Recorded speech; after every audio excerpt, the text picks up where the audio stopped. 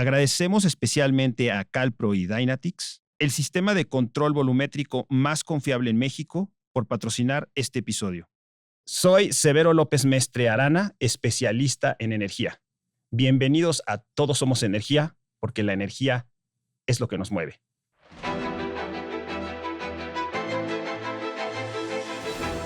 La guerra de Estados Unidos e Israel con Irán, y sobre todo el bloqueo del Estrecho de Hormuz por parte de este último, han ocasionado una crisis sobre el mercado petrolero global que no tiene precedentes, es histórica.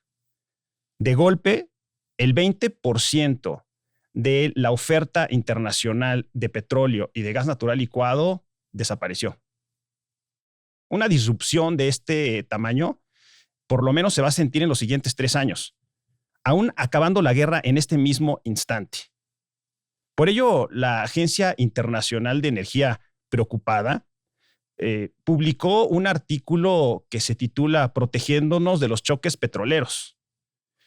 Y en él hace énfasis sobre el aumento de la oferta de biocombustibles para aminorar el impacto del crecimiento de los precios y el impacto que tiene sobre los negocios y nuestros hogares. Nos preguntamos entonces si son los biocombustibles la respuesta a estos choques. Nos da mucho gusto de recibir a Carlos Campos Quesada, director general de Biofuels México. Bienvenido, Carlos. Gracias, Severo. Un placer estar por aquí. Es un honor estar hablando de energía con especialistas como tú. Muchas gracias. Gracias, Carlos. Energía personal. Me gustaría que nos platicaras, Carlos, pues quién es Carlos Campos, el estudiante, el padre de familia, el promotor, el impulsor, el activista, el director general de Biofuels de México, SASB. Platícanos quién es Carlos Campos. Bueno, pues esta historia inicia hace 20 años, que justamente quería pues poner una empresa que dejara un legado para la sociedad, basado especialmente en pues dedicarme a un proyecto que atendiera el medio ambiente y que pudiera estar muy en contacto con la gente. Y así surgió la idea de hacer biodiesel. Esto surge pues por parte de mi papá, que toda la vida hizo más bien gasolina. Él trabajaba en Pemex y se jubiló de Pemex inclusive, y estaba a cargo de la planta de refinación de petróleo que hace gasolina en la refinería de Azcapotzalco, aquí en la Ciudad de México. Y cuando él se jubila, lo busca un compañero de trabajo para remediar suelos contaminados con petróleo. Entonces, de ahí hay una transición muy interesante de que nosotros incluso vivimos en la refinería durante varios años. Algunos ingenieros viven allá adentro, hay una colonia en cada refinería para los ingenieros, como digamos que operan en condiciones críticas o equipos críticos de la refinería, pues los tienen ahí pegados. Y ahí junto a la refinería. Entonces ahí vivimos y de alguna manera el medio ambiente que se vive en una refinería pues es un poco diferente al que viven los demás habitantes de la ciudad. Y sin embargo, cuando viene esta parte de remediar suelos contaminados por petróleo en Veracruz, en Campeche, en el propio Mérida, pues ahí es donde yo me convertí en ambientalista, porque pude notar en una de las obras a las que me invitó mi papá, que en este caso la obra es muy específica porque aun cuando todo el tiempo hay derrames en la selva y en otros lugares, por muchos motivos, no siempre la gente se entera. Entonces, en particular, este era un derrame en una zona donde nadie se entera. Era un pueblo muy profundo adentro de Veracruz, que teníamos que atravesar 30 minutos de terracería para llegar. Y cuando a mí me tocó conocer la experiencia, ya estaba prácticamente remediado el suelo y solamente quedaba ahí una pequeña laguna, digamos, de 100 metros cúbicos por remediar. Pero ahí me encontré a la gente que estaba sumergida en el petróleo hasta el cuello, sacándolo con cubetas, a otra parte del equipo de trabajo que lo vaciaban en tambos, porque ya las bombas a a esa viscosidad no funcionan. Entonces, ese es el sacrificio que hacen estos trabajadores por, por, por una sociedad que no se entera que ellos existen y que muchas veces, aunque tengan un sueldo mucho más amplio que el de un trabajador normal, pues ellos están entregando su salud, ¿me explico? Y ese suelo que se remedió allí, pues también mucha gente no se iba a enterar. Solamente la comunidad local inmediata, que a lo mejor era de 100 personas, iba a recibir el beneficio de esa remediación que quizás costó varios millones de pesos a Pemex para que pudiera darse y restablecer el ecosistema en las condiciones naturales originales. El cambio fuerte por el que pasé es darme cuenta primero del sacrificio de estos trabajadores, pero también darme cuenta de la importancia de la empresa, de mi papá, de que pues gracias a que él traía esta tecnología y coordinaba estos equipos de trabajo, se podía dar ese beneficio a la comunidad que estaba siendo beneficiada, pero a través del dinero de Pemex que estaba pagando por ese servicio. Dinero que había venido como una orden prácticamente judicial originada en el cambio de la ley que habían provocado los diputados. Entonces, es toda una cadena de gente que está involucrada para que se restableciera el ecosistema. Y en ese sentido podemos decir, sí lo hemos destruido, sí está dañado el ambiente, pero si nos ponemos de acuerdo, lo podemos restablecer. Una experiencia de vida que te marcó y que ha definido la línea de tu vida, ¿no, Carlos? Absolutamente, porque con esa confianza de darme, de darme cuenta reiterando, ¿verdad? Que sí es posible integrar a diferentes personas con destinos diferentes, con habilidades muy específicas que van formando el cuerpo que es la sociedad. Sabes que si los reúnes se pueden lograr objetivos comunes muy importantes. Y para mí una línea fundamental es el bien común. Entonces de ahí surge que como eran algunas obras muy adentro de la selva, a veces se quedaban sin diésel los tractores o las maquinarias de equipo pesado y pues tenían que recorrer grandes tramos de tiempo y de distancia para ir por más diésel.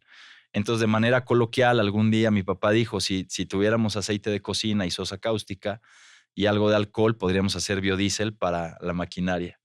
Ajá, entonces fue más bien algo jovial que comentó él, pero sucede que a la par de ese comentario, mi hermano estaba terminando de estudiar economía en la Universidad Iberoamericana, mi hermano mayor, yo soy el más chico de 4 hermanos, y él hacía su servicio social con un especialista en medio ambiente, con un doctor que se llamaba el doctor Sanguinés en aquella época, Guevara Sanguinés, y él era muy profesional haciendo proyectos para el Banco Mundial y tenía a mi hermano de ayudante. Entonces, toda esa capacidad investigativa de capacidad de investigación del doctor Guevara Sanguinés se la transmite a su ayudante y de esa manera mi hermano me dice, oye, ¿qué te parece si hacemos una empresa de biodiesel? Y le dije, pues yo también ando buscando trabajo, entonces hay que hacerla. ¿Y qué necesitamos? Pues aceite de cocina y una planta para procesarlo. Y entonces, pues en ese momento, junto con otro socio que se nos juntó, ya teníamos la planta aquí en la Ciudad de México. Él se dedicaba a recuperar solventes, o sea que era el presidente de Industriales Ecologistas. Entonces ya tenía mucha experiencia en manejo de, pues en este caso de alcoholes, que es un ingrediente principal del biodiesel. Tenía las pipas, los permisos, todo para hacerlo y nada más le faltaba conseguir aceite, que es el 90% de la materia prima, y clientes para el biodiesel. Y ahí surge... Así surge la iniciativa de hacer biofuels. Entonces, hay una transición hacia recolectar aceite porque nos dimos cuenta de que era muy caro el aceite virgen. O sea, llamamos a las distribuidoras, a las refinerías de aceite de comestible, digamos, que exprimen soya o exprimen palma, lo refinan para quitar olor, sabor y color y lo envasan para que lo encontremos en los supermercados. Fuimos con ellos para pues, solicitar una cotización pues por grandes cantidades en ese momento, pues a lo mejor eran 100,000 litros a la semana, 1,000,000 de litros a la semana. O sea, queríamos llegar al límite de poder ofrecer a México el 2% de lo que consume de diésel se lo queríamos ofrecer de biodiesel en ese momento. Diálogo energético. Dame oportunidad de entonces recapitular, Carlos, y preguntarte, la Agencia Internacional de Energía, Carlos, nos dice que la demanda de combustibles renovables, se llama combustibles renovables, ¿Sí? se va a incrementar alrededor del 35% hacia 2030. Y para nuestro auditorio, me encantaría que nos dijeras, digamos, unos pasitos para atrás y nos dijeras Sí. qué son los combustibles renovables y cuáles son. De acuerdo. Los combustibles renovables se denominan renovables porque proceden de una materia prima que se renueva, es decir, a diferencia del petróleo, y empezando por la definición en negativo, vamos a decir, es que el petróleo está limitado, digamos, en el sentido de que lo obtenemos a partir del subsuelo, se hace un agujero y se extrae lo que hay adentro hasta que se agota lo que hay en ese yacimiento. A diferencia del biodiesel o del biogás o de la bioturbocina, que son tres combustibles renovables, el bioetanol también, por supuesto, digamos que se producen a partir de productos que se renuevan constantemente. Si en el caso, por ejemplo, del etanol de maíz, que es el que más se consume en Estados Unidos, pues cada cosecha tienes nueva materia prima.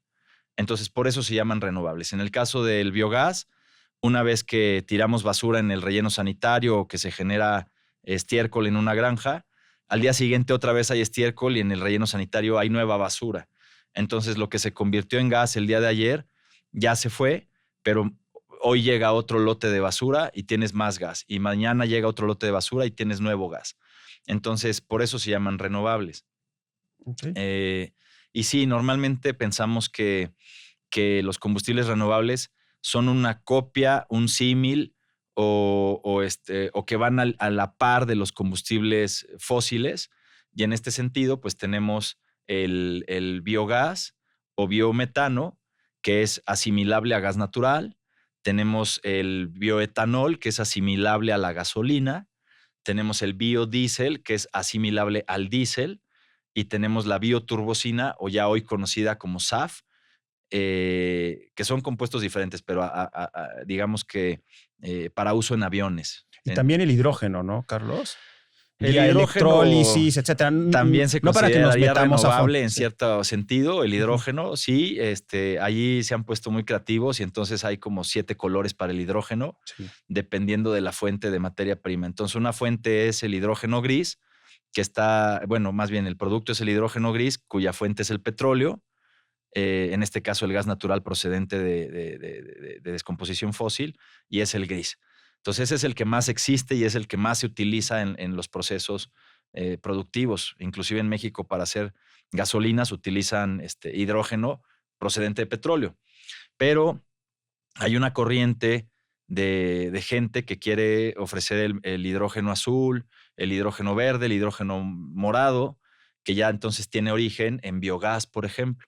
Entonces, como el biogás ya refinado se conoce como biometano, y esa molécula entonces, que es el metano, cuando se mete a un proceso específico de separación de carbonos, obtienes el hidrógeno. Entonces, digamos que a partir de un combustible renovable obtienes el hidrógeno y ese es el hidrógeno renovable. Perfecto. También la Agencia Internacional de Energía, Carlos, nos dice que, hablando de la demanda y con una perspectiva internacional, que quien más consume combustibles renovables son la industria, ¿no? Después los edificios y después el transporte.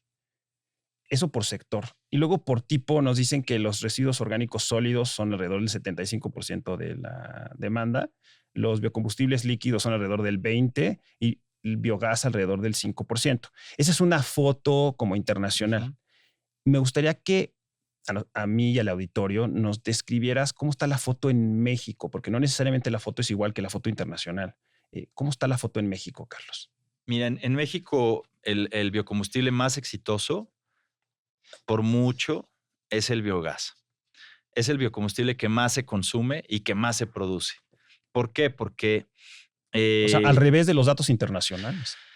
Sí, o sea, esto se debe principalmente a políticas públicas. O sea, el gobierno es el que define lo que ocurre en el país y en Europa pues no tienen petróleo, entonces se han puesto creativos en aprovechar sus residuos.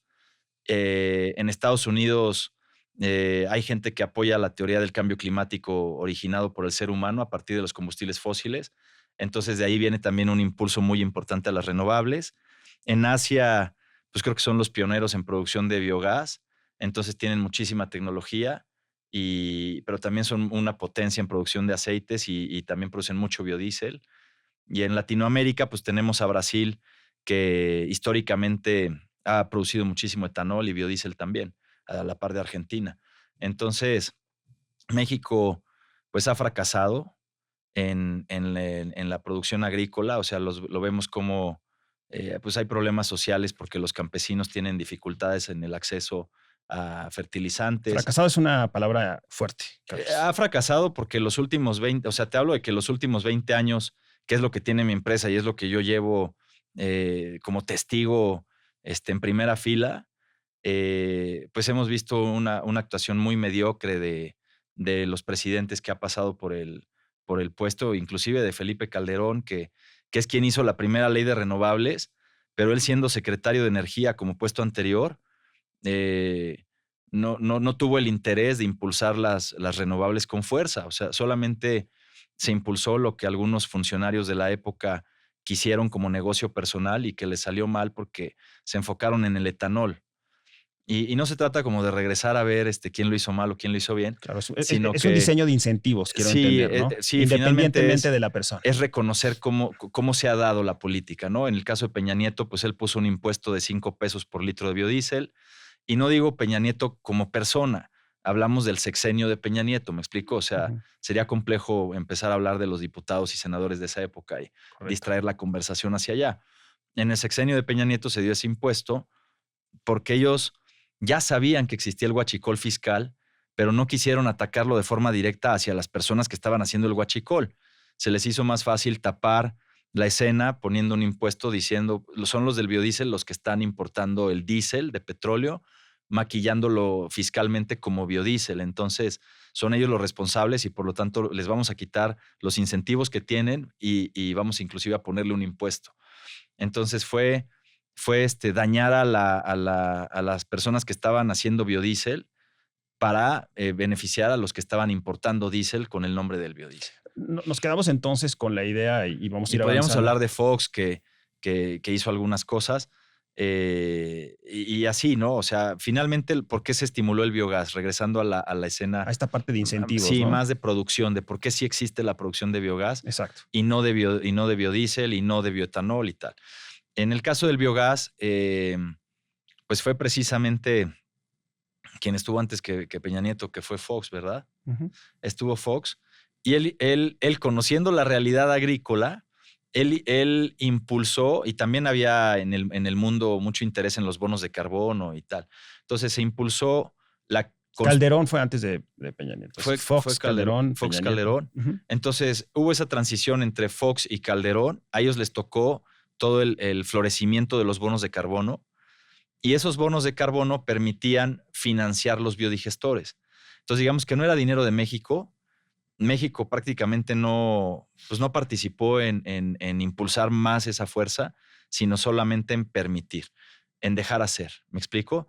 No impulsó de manera determinante, sino que simplemente dijo, bueno, parece bueno, métanle dinero, asignemos a lo mejor 1,000 millones de pesos a Zagarpa, que se diluyeron en muchísimos proyectos de CONACYT que no tuvieron fruto, en algunos empresarios que les dieron cantidades de dinero, algunos tuvieron fruto, otros no, y algunos permanecen, digamos, 1 o 2 al día de hoy. Entonces también no es solo el gobierno, también son los empresarios que luego no están preparados para los incentivos o que actúan de manera, pues, eh, viciosa y se gastan el dinero y no producen el producto. Es decir, hablábamos al principio de la conversación de que somos un cuerpo como sociedad, ¿me explico? Entonces, todos tenemos que jalar hacia el bien común para que esto funcione. No podemos decir, el gobierno no ha hecho su trabajo o los empresarios siempre han podido, pero no han querido, sino tenemos todos que ser una sociedad que diga, oye, queremos combustibles, pues vamos a hacerlo. O sea, Y de alguna manera debe haber una estructura de incentivos, como en toda política pública. Ahora, déjame focalizar en los biocombustibles en sí, Carlos, de hacerte una pregunta porque me gustaría conocer tu opinión. Eh, ¿Qué es más caro, los biocombustibles o los combustibles derivados del petróleo? Porque ese es una muy buena pregunta, es un Severo. factor muy importante. Es una muy buena pregunta. Esa misma pregunta se la han hecho los últimos 35 años que llevan los biocombustibles a lo largo de todo el mundo, y eso es lo que ha estimulado o frenado la oferta y la demanda. Son más caros, definitivamente. O Eso sea, es importante. sí, pero hay un punto clave. Eh, Normalmente escuchamos que dice el gobierno o los distribuidores o quien esté a cargo de la cadena de suministro, que dicen, queremos mantener los costos bajos. Entonces, por ese motivo, vamos a tomar estas medidas, tal, y siempre es el costos bajos es la defensa que ellos hacen para cualquier proyecto relacionado con precios. Sin embargo, cuando yo empecé con esto, el diésel costaba 6 pesos. Y nosotros le comentábamos a la gente que el aceite de cocina nuevo costaba también 6 pesos. Más la transformación y tal, llegábamos a 9 pesos versus 6 pesos del diésel de petróleo. ¿Me explico? Entonces, con empresas consumidoras les planteamos la idea de si le agregas un 2%, un 5% a tu mezcla, no te va a subir demasiado el presupuesto. O sea, a lo mejor en lugar de pagar 6 pesos, el costo final es 6.25. ¿Me explico? No, ¿cómo crees? Eso es demasiado. Tienes que venir con 5.90, no puedes decir 6.25 por costos, ¿me explico? Y sin embargo, hoy vemos que el diésel está en 24 pesos. Entonces, hubiéramos podido meter biodiesel desde hace 20 años. Claro. Porque nunca fue un tema de costos. Correcto. Nunca fue un tema de costos. Correcto. Sabemos que el gobierno se queda con el 100% de los impuestos del combustible. O sea, que el combustible no es barato porque el gobierno quiere hacerlo caro. ¿Sí me explico? Pero también el consumidor siempre paga lo que le pidas porque es un bien inelástico, ¿verdad? Claro, una demanda inelástica. Es una demanda inelástica, entonces no hay posibilidades de que pagues menos. Siempre te van a vender al precio que el gobierno quiera, ¿me explico? Estamos regresando, interesante, porque partimos de la estructura de incentivos. Sí. Y Carlos dice, los incentivos severos son fundamentales para que este negocio, porque es un negocio, camine. Luego empezamos a analizar de forma como intrínseca cómo son los biocombustibles, ¿no? Si son más caros o no son más caros. Dijiste, sí son más caros, pero luego empezamos a ver cuánto costaba al final el diésel, por ejemplo, y ya se volvía relativo, ¿no? Y yo te quiero preguntar algo también en ese sentido en cuanto a emisiones, ¿no? Porque finalmente los biocombustibles o los combustibles renovables pues son cadenas de carbono y anillos carbono-hidrógeno, ¿no? Entonces yo supongo que las emisiones son iguales, son menores desde el punto de vista de emisiones, Carlos. Y tocas un punto clave porque justo esa variación en las emisiones es lo que es un incentivo muy importante. Okay. Para darte una idea ahora con otro biocombustible. O sea, ¿contaminan menos o contaminan más o contaminan igual? ¿No? Esa es la pregunta, ¿no? Sí, pero hay que llegar a esa respuesta con un contexto para que el público lo pueda entender. Si tú pones una carga de gas natural en una combi que te lleva del Toreo a Insurgentes y mides cuánto sale del tubo de escape con instrumentación especializada para medir CO2, va a salir lo mismo. ¿Me explico? Correcto. Si metes un instrumento de la misma categoría para medir el CO2 de un camión ADO que usa diésel o usa biodiesel, va a generar lo mismo. ¿Me explico? Lo que hace la diferencia es el ciclo de vida. Es el ciclo de vida. Y ahí toma relevancia nuevamente la definición de renovables. ¿Por qué? Cuando tenemos un biodiesel, en el próximo ciclo de siembra, donde vamos a querer más aceite para hacer más biodiesel, para volverlo a quemar y que siga subiendo al cielo ese CO2, en el próximo ciclo de siembra vamos a tener girasoles o flores de soya, plantas de palma, palmeras, palmas, que van a aspirar el CO2 de la atmósfera. ¿Sí me explico? Entonces ellas, para su proceso productivo de hacer el aceite, van a extraerlo de la atmósfera. Entonces lo que lanzó el camión el día de ayer lo va a recuperar una planta y lo va a incorporar a su estructura. Va a formar con ese CO2, va a tomar el carbono y lo va a fijar en forma de tallo, lo va a fijar en forma de aceite, lo va a fijar en forma de flores y va a liberar el oxígeno. Sabemos que las plantas generan oxígeno. Claro. Entonces es ahí donde viene esa reacción de la fotosíntesis, donde liberan el oxígeno y se quedan con el carbono. O sea, interesante. Estás viendo el ciclo de vida completo. Es un ciclo de vida. Entonces, así los es como biocombustibles se de analiza alguna manera arrojan, pero quitan en su proceso. todo el tiempo. Los combustibles fósiles solamente liberan carbono. Solamente liberan y eso se llama agregación de carbono neto.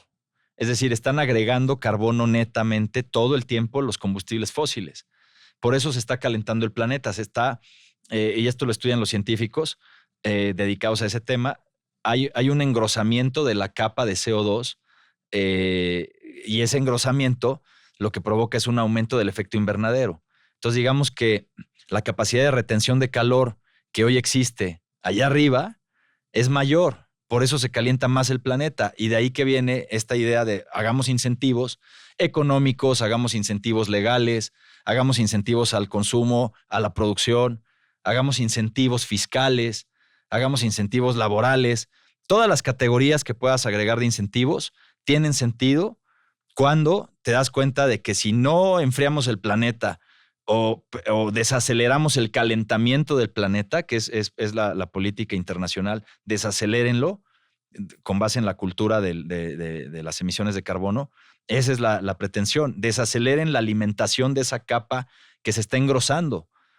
Hay gente que mide inclusive de qué grosor es contando las partículas de CO2 que existen allá arriba, haciendo estimaciones muy complejas, ¿verdad? Claro. Son ecuaciones que han ido evolucionando a lo largo de los últimos 15 años con base en el entendimiento humano de cómo se forma esa capa. Claro, y vamos al concepto de calentamiento global, que ya superamos el famoso 1.5, ya vamos en 1.8 más o menos.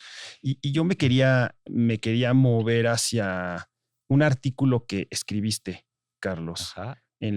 Hasta sonríes porque el título está fuerte. El más reciente, sí. Sí, de Derecho Ambiental y Ecología, ¿no? Ah, sí, una revista especializada. Una revista especializada.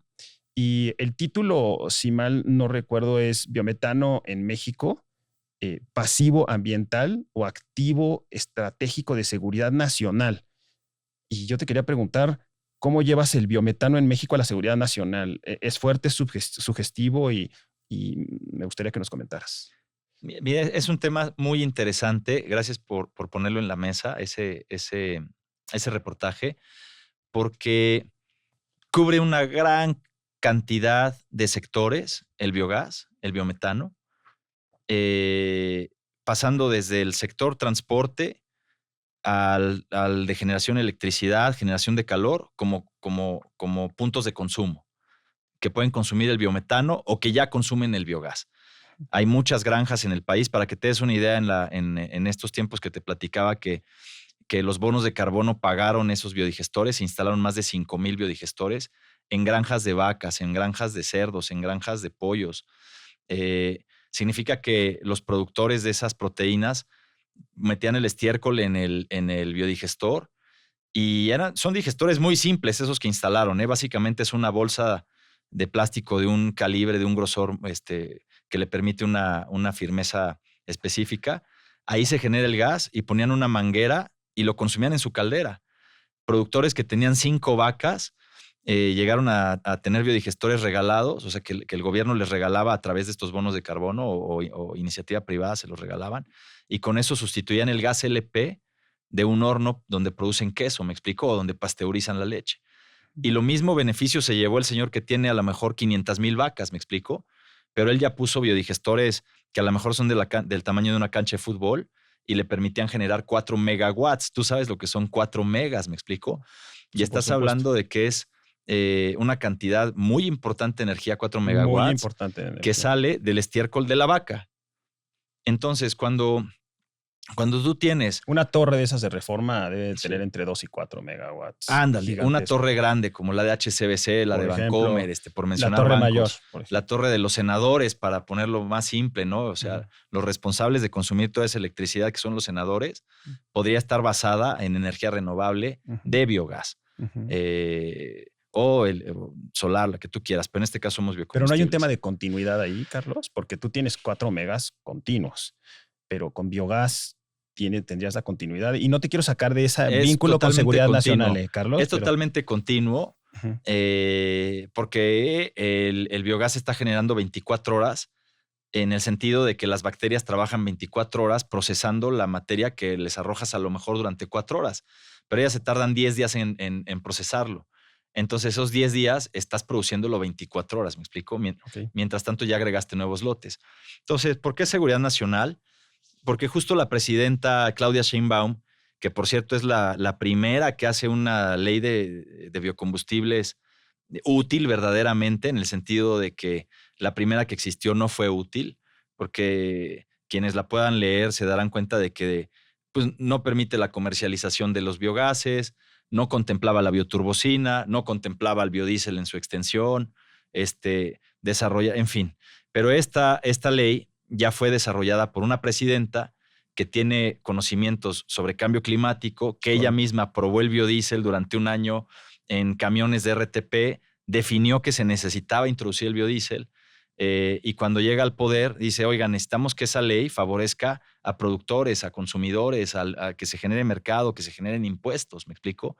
Entonces, es el primer incentivo que surge en el gobierno de Claudia Sheinbaum, tener en el primer año ya una ley que permite la comercialización de biocombustibles, la entrada a ducto del biometano. Y entonces, cuando estás en esa posición, ella comenta, a ver, México importa más del 70% del gas natural. Eso significa que si Estados Unidos de un momento al otro tiene una crisis, no política, pero una crisis, por ejemplo, como la del frío en Texas, que se dio en meses recientes, se congelaron los ductos, ¿me explico? No había forma ni queriendo de que llegara el gas porque los ductos estaban congelados. Entonces, en ese momento, ¿qué hace la industria? No pueden hacer nada porque no existe el gas. Tienes que apagar tus calderas, tienes que mandar a la gente a descansar, dejas de producir. Y si eso se alarga, empieza a tener muchos más problemas también en el transporte. ¿Me explico? Ya la gente no solo no va a trabajar porque la planta no abrió, sino porque tampoco pueden ir moverse en transporte para comprar consumibles. Claro, y antes de entrar, porque vamos a entrar a esa parte. O sea, esa es la seguridad nacional. De la vulnerabilidad. Esa es la seguridad nacional. Quisiera recalcar un poco, Carlos, esta parte de crisis ambiental Sí. porque además es una crisis ambiental que pega en la cocina, ¿no? Mencionas que el huevo, la leche y la carne tienen un tema ambiental de por medio. Ya hablas del Bajío, hablas de la laguna, de regiones muy importantes del país, y subrayas que hay una crisis ambiental en esa parte y colocas al biogás como una solución. Y me gustaría que nos explicaras por qué hay una crisis ambiental y por qué el biogás es una solución, porque ahí estamos hablando de alimentos, antes de entrar a las importaciones, ¿no? Sí. Un poco platícanos esa parte. Mira, es un tema grave, conocido por la Secretaría de Medio Ambiente Federal, conocido por las Secretarías del Medio Ambiente estatales, conocido por diputados, por senadores, por presidentes, pero especialmente conocido por los granjeros.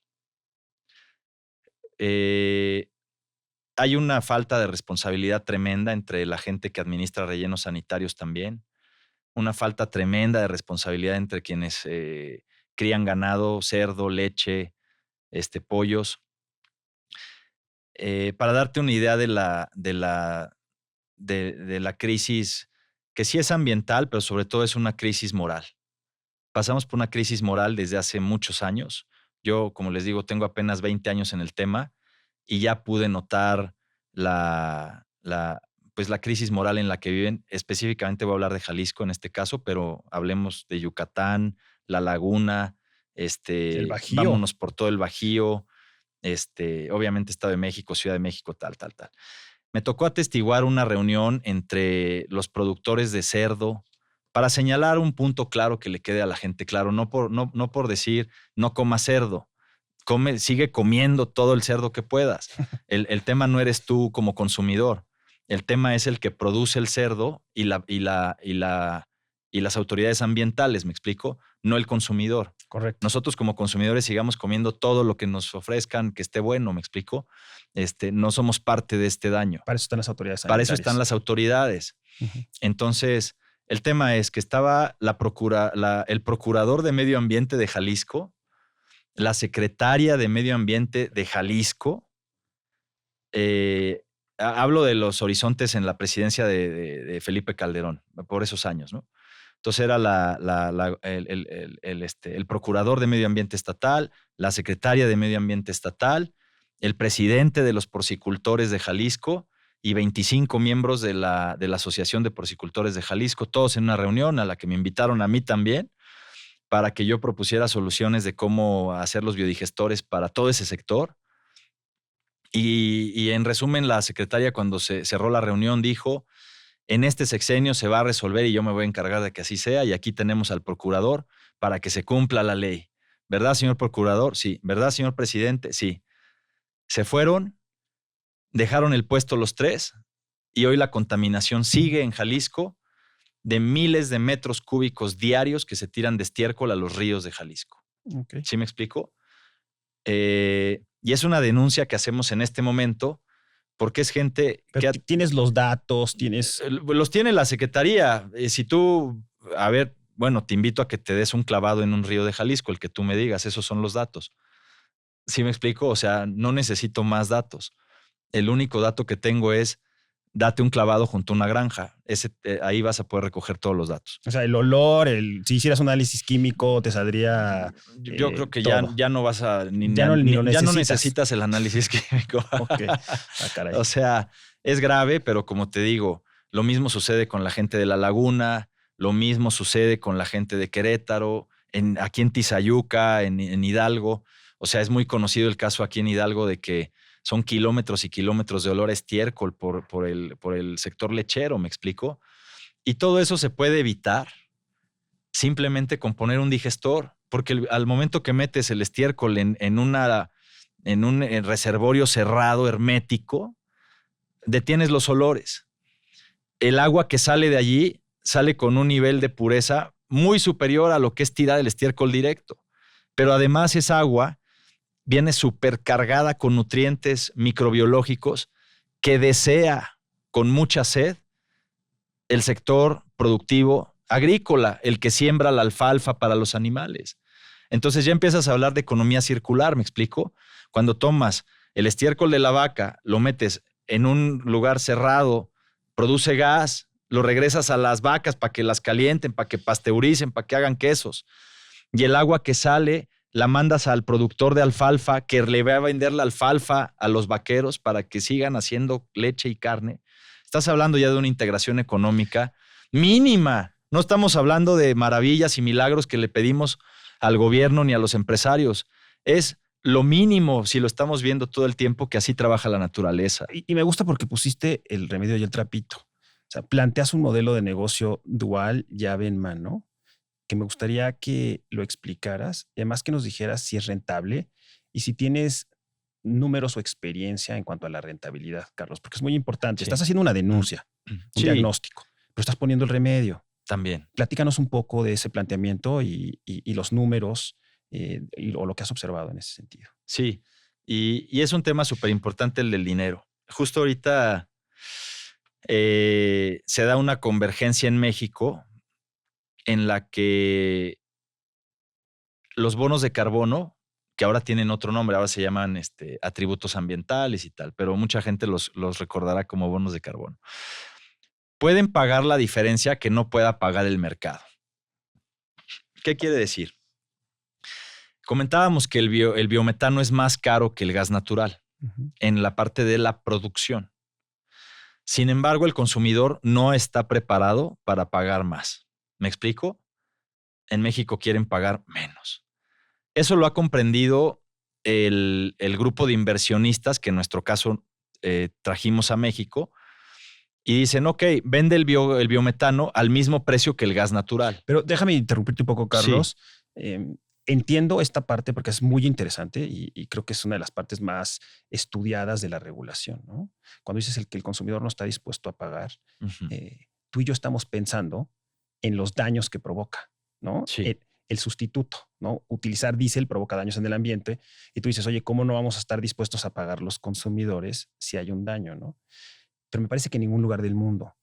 Lo que sí sucede es que tienes mecanismos en donde esa externalidad se internaliza de alguna manera, ¿no? Y se recupera como con los bonos, ¿no?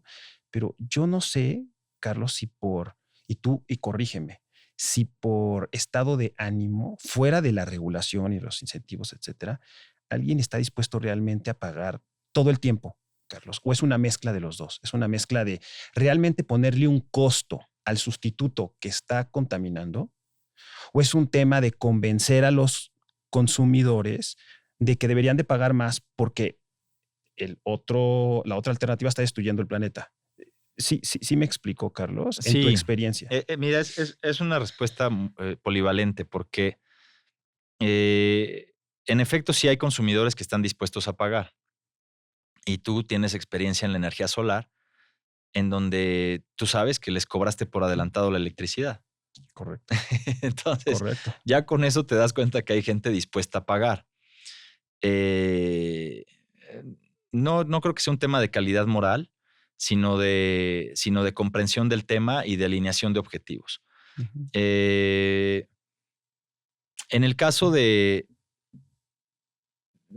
mi percepción, es que el 99% debe de ser incentivos del gobierno. O sea, el gobierno es el responsable del éxito de la energía renovable en todo el mundo, en mi opinión. ¿Por qué? Porque el gobierno tiene la posibilidad de decir, no vamos a meter la renovable, y no la mete. Eh, pero si el gobierno dice, vamos a escuchar a la gente que quiere usar biometano, quieren meterlo a los ductos de gas natural, vamos a meterlo. Y entonces el gobierno hace la ley. ¿Me explico? Y ya existe la ley y ya está la iniciativa privada viendo cómo lo mete al ducto. Sin embargo, si el gobierno no hace esa ley, como no se hizo en los últimos 19 años, no ocurre. ¿Me explico? O sea, durante 19 años y hacia atrás se ha desperdiciado el biogás. ¿Sí me explico? O sea, se ha fugado hacia la atmósfera. Te acabas de meter en un canal, mi querido Carlos, Ajá. que te tengo que preguntar. Hay uno de los principales cuestionamientos, y tú lo sabes muy bien, de combustibles renovables es la continuidad y el otro es la parte logística, ¿no? Sí. Esos son los cuestionamientos técnicos.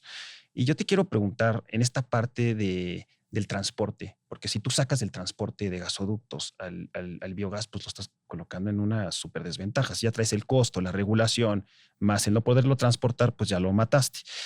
Hay cuestionamientos técnicos como es que satura los gasoductos, que hay corrosión en los gasoductos o que no tienen la misma calidad que el gas natural.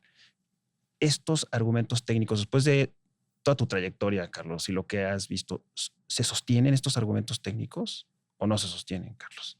Sí se sostienen. Mira, es bien interesante esta pregunta porque nos permite explicarle al público la importancia de tener gobierno que funcione. Ujú.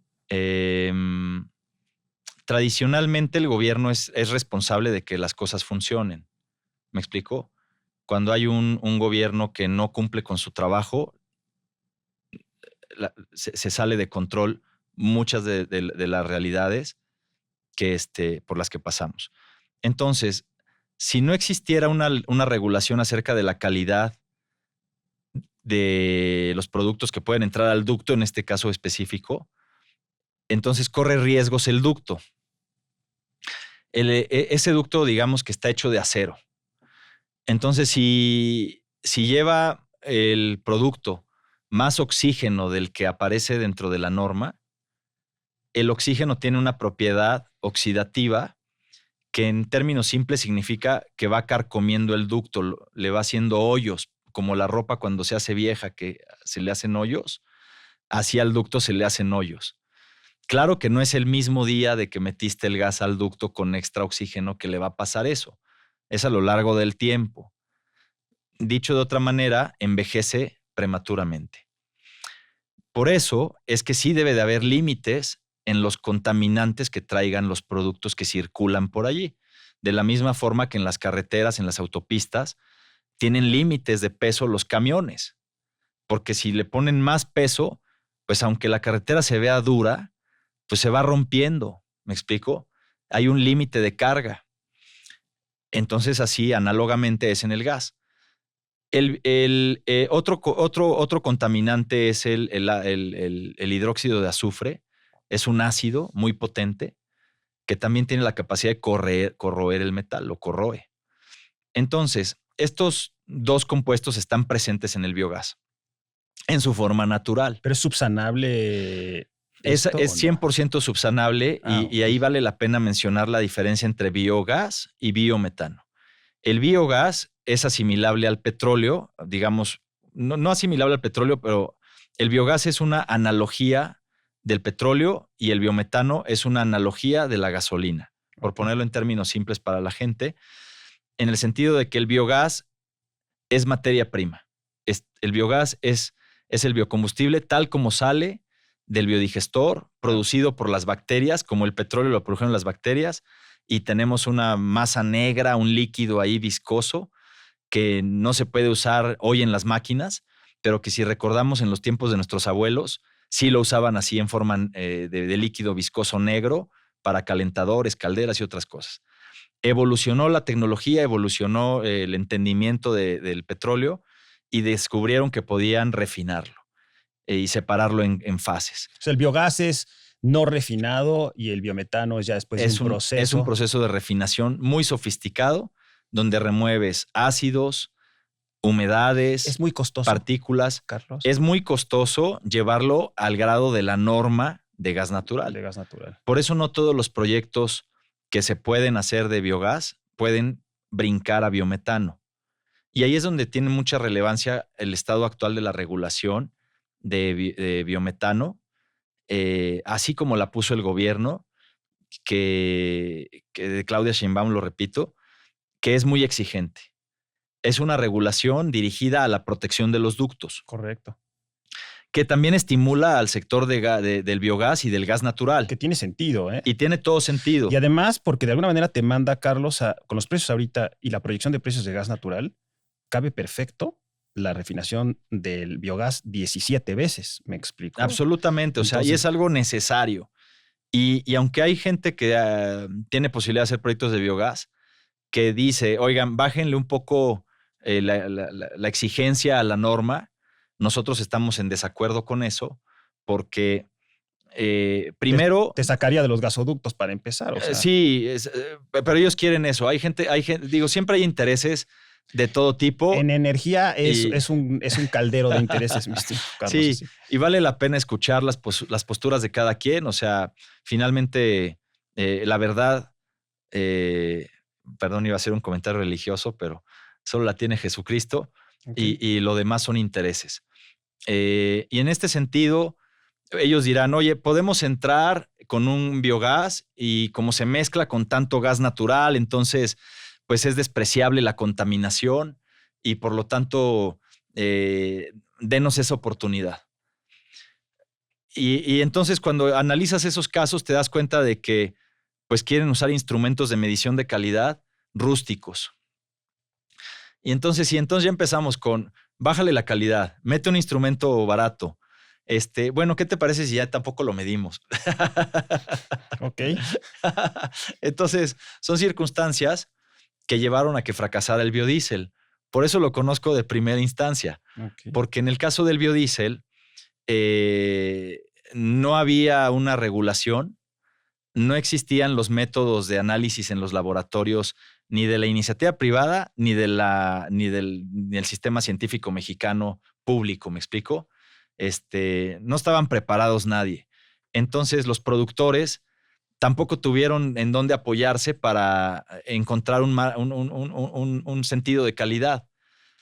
Y exclusivamente se tenían que subordinar a lo que existía en Europa o en Estados Unidos, pero con todas las dificultades que te da que está en otro idioma, que en otro país se encuentren los instrumentos y tengas que traerlos a México. Entonces, esas dificultades llevan a que no haya un control de calidad, ¿me explico? Correcto. Entonces entraba a los motores del usuario y los descomponían. Se echaban a perder los vehículos en la parte exclusivamente de manejo de combustible. Si le cambiaba las mangueras y los inyectores, seguía funcionando el vehículo, ¿verdad? Entonces, eso llevó a que se destruyera el mercado y ya no hubiera un consumo. Al no haber consumo, se destruyó la producción también. Digo, esto acoplado al impuesto que mencioné anteriormente. Entonces, no queremos que eso pase con el biogás. Con el biogás lo que queremos es eleva la calidad a lo que está pidiendo el gobierno, que es gas natural, que se hagan los proyectos que alcancen a poder hacerse y nada más. Claro, y de alguna manera, desde mi punto de vista muy personal, es Sí. una regulación adecuada porque tu sustituto es el gas natural. Sí. Si tú estás debajo, lo sacas del mercado. La duda energética. Mencionaste ahorita automotriz y Sí. tenemos una tercera sección en el programa en donde el auditorio hace una pregunta, puede ser un profesionista, un empresario o un académico.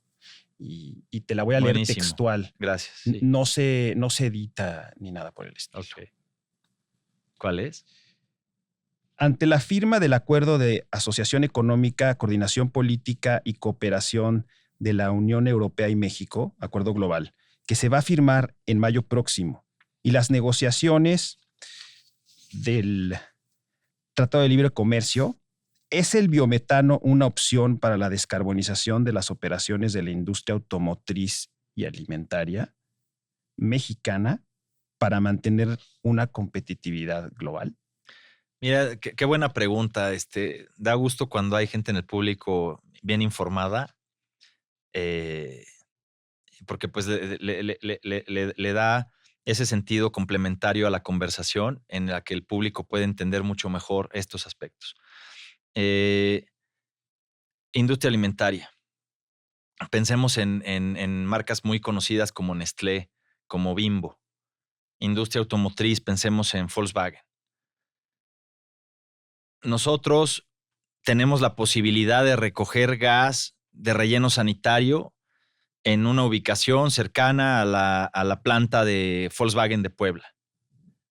Eso significa que Volkswagen Puebla utiliza gas natural para hacer soldadura, para generar vapor, para N cantidad de actividades adentro de esa planta que es muy grande. Ellos han pedido este suministro de biometano, ¿me explico? Lo desean. Lamentablemente, quienes tienen el biogás no desean complicarse la vida porque ya es muy compleja su actividad y no quieren entrar en riesgos. ¿Estos acuerdos van a servir como motor para impulsar eso, Carlos? Probablemente no. Es un tema cultural, como lo decía hace rato, es un tema de calidad moral también. Es un tema de anestesia ya psicológica, en donde no se dan cuenta que están contaminando los granjeros, los rellenos sanitarios. O sea, para ellos es normal contaminar, ¿me explico?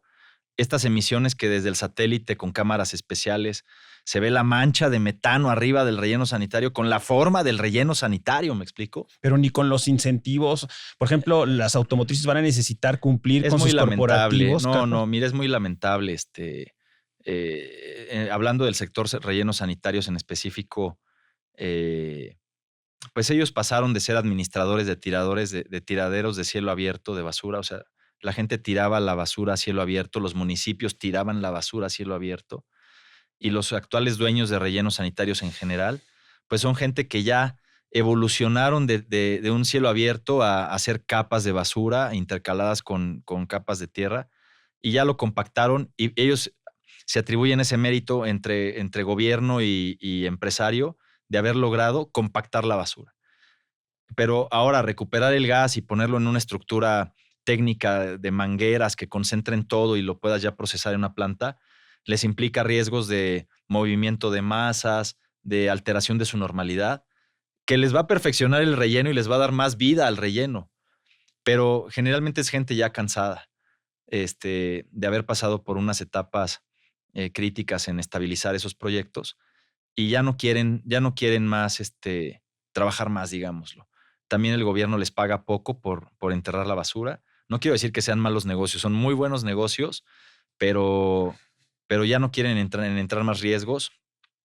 Hay una corrupción muy importante también en ese tema, pero se ha ido perfeccionando el asunto de los rellenos. Hoy en día son lugares muy seguros para tirar basura, no admiten residuos peligrosos, no admiten residuos biológico-infecciosos, no admiten residuos de manejo especial. Entonces, el control ha sido sobre cómo manejar la basura. Pero en el caso del gas, lo fugan. En el caso de las granjas, pues no vemos interés en ellos por detener la contaminación, ni por recibir dinero por ese gas, ¿eh? O sea, tienen muchos problemas de sobreregulación, O sea, podríamos hacer, te escucho Sí. y me surge la idea de que podríamos hacer un diagnóstico, la famosa Ujú. foto que estábamos hablando hace unos minutos, en donde hemos logrado la estabilización, por ejemplo, en los rellenos sanitarios, pero falta esa segunda etapa en donde empezamos a capitalizar subproductos como el biogás Ujú. y después del biogás, biometano, ¿no? Y toda esta parte, o sea, todavía hay oportunidades en la cadena que Sí, con esta conversación me doy cuenta, Carlos, que son rentables, sí, son viables técnicamente absolutamente. y además estamos entrando a un régimen de acuerdos comerciales que lo van a pedir porque las matrices lo van a pedir porque la inversión está llegando y va a seguir llegando. Y me parece que queda ahí pues en el tintero, Carlos, y hay muchos temas sobre los que tenemos que conversar, Carlos. Creo que sobre esto A nos tus podríamos órdenes. seguir hasta mañana, Sí, probablemente, sí, nos pero dieron un tiempo, pero hay podemos seguir platicando. la góndola. Tenemos una cuarta sección, Carlos, un cuarto segmento, en donde me gustaría que te imaginaras que estás en el cablebús y que vas a tomar una de Sí. las góndolas y pues tienes la oportunidad, vas solo, está vacío y puedes elegir a cualquier personaje de la historia universal para platicar con él o con ella. Sí. Puede ser mexicano o de cualquier parte del mundo, mexicana. Eh, ¿A quién elegirías y por qué, Carlos? ¿Para platicar con él O con ella. o con ella? Mm, bueno, o sea, sinceramente, pues en este sentido sí, o sea, pues, bueno, te voy a dar 2 personajes, ¿va? Y para que tú escojas No, no, no, cuál el es que el tiene más que elegir eres tú. alineado. Porque el que va en la góndola eres tú.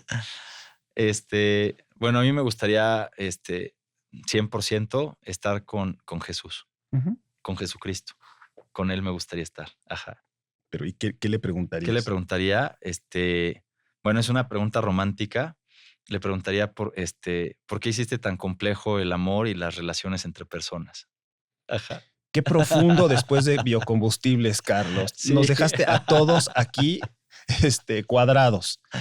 Ha sido un placer, Carlos. Gracias, Severo. El Muchísimas placer es gracias por mío. tu tiempo y por compartir esa larga trayectoria. Es un placer. Gracias por el honor de recibirme. Y a Muchísimas todo el equipo. gracias. Sí. Muchas gracias y muchas gracias a todos. Realización, host Severo López Mestrarana. Producción, Melissa Moreno. Video, Teresa López. Audio, Federico Baños. Diseño gráfico, Shadani Alcázar y Moy Agüero.